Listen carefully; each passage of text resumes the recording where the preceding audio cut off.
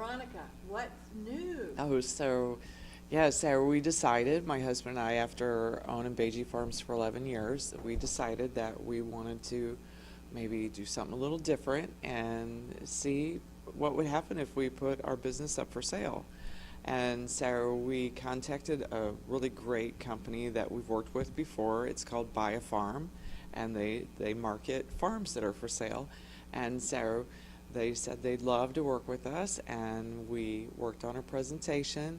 And 3 days after we had announced it, we had a buyer. So it's really super great. So it's some folks that are local in actually our little village of Bloomsdale, and they love what we've done. They really love our property.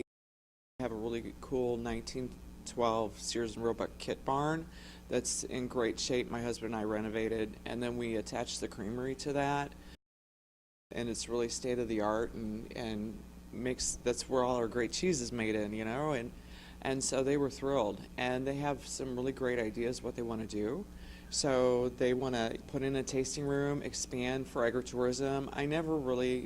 My husband and I never really got into the agritourism. We got a team of like 6 employees and then ourselves. So there's like 8 of us. And so that for us to make the cheese, take care of the goats, we have some farms that we also buy additional milk from. And then we manage, we sell on several levels. So we're doing farmers market, direct retail, like some of it's FedEx, like we're shipping to Pastoral and different folks across the country that have cheese shops, Cured in Boulder and different places. And, we work with Whole Foods.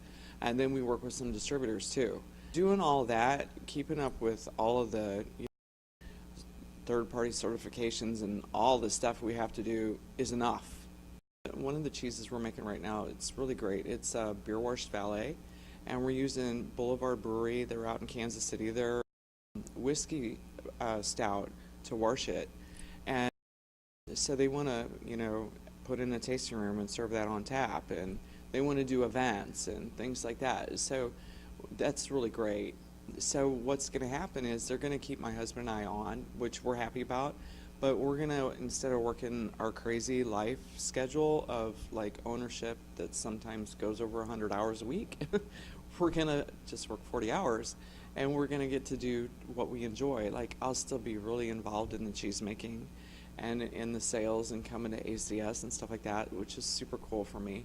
My husband's going to be handling some of the things he does with the goat management and the barn side and the incoming milk and that kind of thing. But we're going to have this team of management, so it's going to grow out of the mom and pop ownership, which is great. And then we're going to have, like a management team over us. So I'm so happy about it. When we did it, we had no idea who would respond. We had a lot of response. We had some people that were corporate people, and they just wanted to look at making $1 on the bottom line. And I knew they weren't going to have their heart into it.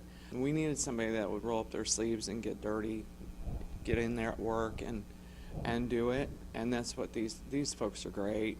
And it's so cool because it's all local, community supported movement, what's going on where we live. And we couldn't have asked for a better match. Fantastic. I really love the American Cheese Society and what they've done for, just education and awareness, because what we're doing is really difficult work. It's not easy.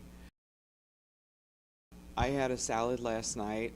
It sounded lovely on paper. It was arugula salad with strawberry and rhubarb vinaigrette dressing and sliced almonds with goat cheese. And I'm so disappointed it's like goat cheese, once people push it through their industrial facility, goat milk can be so easily damaged by over-processing, and I could go on and on for a long time about this. And it was just the worst goat cheese I ever ate. And our whole company started with one goat when my husband and I lived in a Mennonite community, and I started making cheese for us to eat. And I didn't want to eat garbage. I had a really high standard of the food that we wanted to eat, and We kept that when we built our business. That's what we wanted to make. But we wanted to take the long road, not the short road, when we're doing our processes. And there should be more separation and more education, because that garbage goat log that is $3.99 at everybody's grocery store, it's just a crime.